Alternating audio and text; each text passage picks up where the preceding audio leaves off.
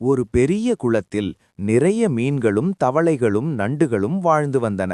அந்த குளத்தின் கரையில் ஒரு வயதான கொக்கு இருந்தது. அதற்கு வயதாகிவிட்டதால் முன்னை போல வேகமாக மீன்களை வேட்டையாட முடியவில்லை. எனவே ஒரு தந்திரம் செய்து உணவை பெற முடிவு செய்தது. அந்த கொக்கு குளக்கரையில் மிகவும் சோகமாக அமர்ந்திருந்தது.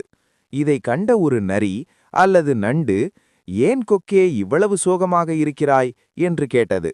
கொக்கு கண்ணீர் வடிப்பது போல நடித்து, "நண்பா, இன்னும் சில நாட்களில் இந்த குளம் முற்றிலும் வறண்டு போகப் போகிறது என்று கேள்விப்பட்டேன். இதிலுள்ள மீன்களெல்லாம் இறந்துவிடுமே என்றுதான் கவலைப்படுகிறேன்" என்றது. இதை நம்பிய மீன்களும் நண்டுகளும் பயந்து போயின. "எங்களை காப்பாற்று" என்று கொக்கிடம் வேண்டின. கொக்கு மெதுவாக, "அருகில் ஒரு பெரிய ஏரி இருக்கிறது. அங்கே எப்போதும் தண்ணீர் இருக்கும். நான் உங்களை ஒவ்வொன்றாக அங்கே கொண்டு போய் விடுகிறேன்" என்றது. மீன்கள் சம்மதித்தன. கொக்கு தினமும் சில மீன்களை தனது அலகில் கவ்விக்கொண்டு பறந்து சென்றது. ஆனால் அது ஏரிக்கு செல்லவில்லை.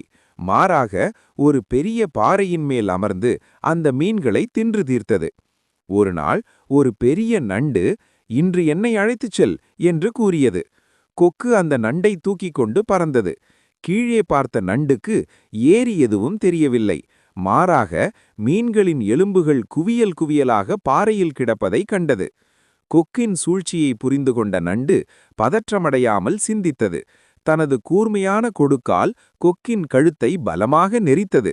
வலி தாங்க முடியாமல் கொக்கு கீழே விழுந்து இறந்தது. நண்டு மெதுவாக தப்பித்து மீண்டும் குளத்திற்கு வந்து மற்ற மீன்களிடம் கொக்கின் தந்திரத்தை கூறி அவற்றை காப்பாற்றியது. கதையின் நீதி: தீயவர்களின் ஆசை வார்த்தைகளை நம்பி ஏமாறக்கூடாது. ஆபத்து வரும்போது தைரியமாகவும் புத்திசாலித்தனமாகவும்